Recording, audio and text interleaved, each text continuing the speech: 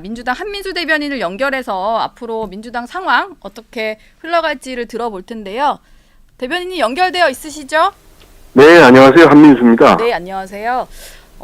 새벽까지 잠 못 자고 기다리셨을 것 같습니다. 네, 저도 어제 서울구치소 앞에서 예. 대표 나오실 때까지 다른 의원들과 함께 있었습니다. 네. 첫 질문은 이걸 좀 드려야 될 것 같아요. 민주당은 사법부 판단에 대해서 어떻게 좀 보시는지, 검찰의 무리한 수사가 드러났다 이렇게 평가를 하십니까? 네, 어제 그 기각 결정이 나고 바로 저희 당 논평도 나갔습니다만은 네. 이번 사건은 이번 그 영장 기각은 윤석열 정부 들어와서 검찰이 야당과 야당 대표에 대해서 정말 단 하루도 빼지 않고 수사를 계속 해왔습니다.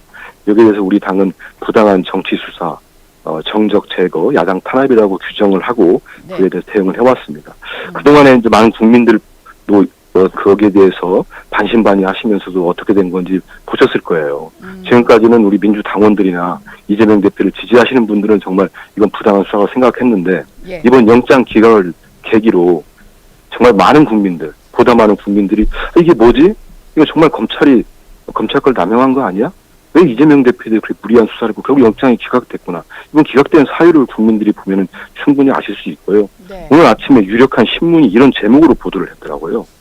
어떤 겁니까? 이재명 노린 검찰 기우제 수사를 해왔다. 727일 수사를 했고 376회 압수수색을 했다. 예. 결국 이번 영장 기각은 검찰의 완패다. 수사 동력이 상실될 것이다. 이런 기사들이 나오고 있습니다. 각종 언론에서. 그래서 이런 것들이 우리 국민들에게 어떤 주는 메시지가 있을 것으로 봅니다.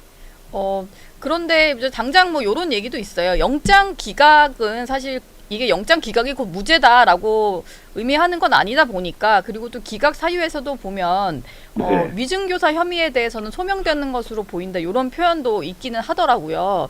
앞으로 네. 이제 이렇다 보면은 이 부분을 또 공세를 할 것 같습니다. 그리고 재판을 앞으로 받게 되면 이것도 계속 사법 리스크로 안고 가야 되는 문제인데, 여기에 대해서는 민주당이 좀 어떻게 대응을 하실 생각인가요? 우리 이재명 대표나 민주당은 이번 기각을 놓고도 그렇고 그동안 재판정에서 유무죄를 다뤄보자고 항시 주장을 했습니다. 예. 비회기 기간에 영장을 치면 제발로 걸어가서 영장 실질날을 받겠다. 네. 그리고 언제나 재판에서 유무죄를 다뤄보자. 왜 검찰은 언론 프레이를 통해서 그 수백 수천 건의 언론 보도를 내놓느냐. 검찰 재판도 시작하기 전에 야당과 야당 대표는 범죄자 프레임에 갇히게 되는 겁니다. 이번도 말씀하셨지만은 이번에 그 영장이 기각되면서 판사가 밝힌 내용을 보면은 명확한 게 많이 있습니다. 예. 좀 전에 우리 앵커 말씀하신 그걸 제외하면은 네. 혐의 소명 부분에 있어서 백현동 같은 경우는 직접적인 증거 자체가 부족하다는 거예요. 대북 송금은 아예 다툼의 여지가 있다고 했습니다. 예. 피의자 인식이나 공모 여부, 관여 정도 등 다툼의 여지가 있다는 것은 혐의 소명을 검찰이 실패했다는 얘기입니다. 예. 그렇고요. 증거 인멸 우려도 제가 시간 관계상 길게 얘기하지 않겠습니다만 위증교사 및 백현동, 대북 송금 모두 이거는 증거 인멸 우려가 있다고 보기 어렵다. 네. 이런 얘기를 했습니다. 그러면서 영장을 기각했기 때문에 예. 이제는 검찰이 여기에 대해서 또 다른 입장을 내면서 법원 판결에 대해서 반박하고 할 게 아니라 본인들도 재판 철저히 잘 준비하십시오. 수사 미진한 거 있으면 수사를 제대로 하세요. 예. 그렇게 하고 재판수 다루면 됩니다. 왜 그렇게 하자는 야당의 대표와 야당의 요구를 무시하고 정치적 의도를 가지고 영장을 치고 야당을 분열시키려고 그런 걸 저희들은 재판 과정에서 다루자는 겁니다. 그만두시기를 바라고 네. 이런 사태에 대해서는 누군가 책임져야 되지 않겠습니까? 이런 생각을 해봅니다.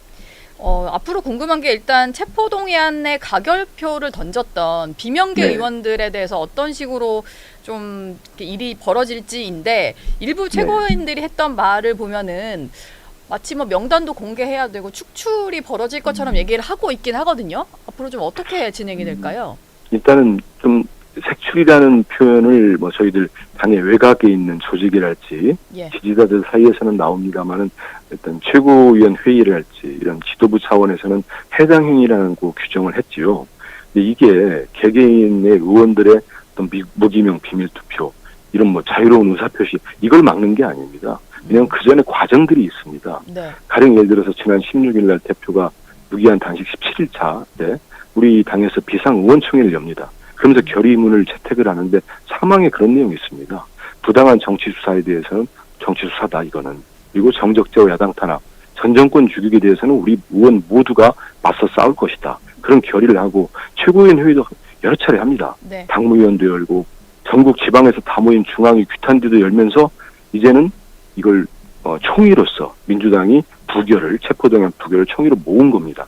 그리고 약간 중립지대 계신 분들이랄지 비명이랄까요? 이런 분들의 입장들이 자꾸 전달이 오니까 원내 지도부에서 당론 결정을 그분들의 입장을 발휘해가지고 총론을 모으는 걸 대신하면서 당론을 결정까지 안 합니다. 예. 그런 절차들이 있는 거기 때문에 네. 이게 해당행위라고 저는 그런 시각에 대해서 많은 당원들이 동의를 하고 그런 절차에 따라서 그러면 명백하게 정말 당과 대표, 당원들에 대해서 계속 모욕적인 언사를 한다든지 해당행위 분명한 분들에 대해서는 어떤 절차가 시작되지 않나 이렇게 생각을 하고 있습니다. 그런데 지금 보니까 뭐 의원들 상대로 살해 예고, 살해 협박 이런 것까지 하는데 사실은 이제 뭐 그런 식으로 뭐 당의 어떤 사실상의 이제 부결로 가는 것을 거스르고 가결을 했던 사람도 문제라고 하면 그런 식으로 네. 너무 지나친 반대 의견에 대해서 좀 네. 민주적이지 않은 행동으로 압박하는 것 이런 것도 좀 문제다라는 지적이 나오거든요.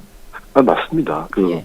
아무리 이번에 가결 사태를 보고 분노한 당원들이 계세요. 예. 분노해가지고 제가 알기로는 한 6천 명 정도가 탈당을 했고 4만 명 정도가 새로 입당을 했습니다. 네. 그래서 지금 민주당을 정말 대표를 유하고 대표를 지키는 방법은 입당을 해서 민주당에 힘을 실어주는 겁니다. 좀 전에 말씀하신 대로 그게 어떤 실행에 옮기지 않더라도 그렇게 살인 예고를 한다든지 유해를 가하는 글을 올린다든지 인신 공격적인 글을 올리거나 뭐 그런 식의 문자를 보낸다거나 그런 것들은 결코 바람직하지 않습니다. 그런 거는 우리 당원들이나 지지자들이 자제해 주는 게 이재명 대표와 당을 위한 길이라는 것을 분명히 말씀드립니다. 예, 알겠습니다. 한민수 대변인 얘기는 여기까지 듣겠습니다. 고맙습니다. 예, 감사합니다. 네.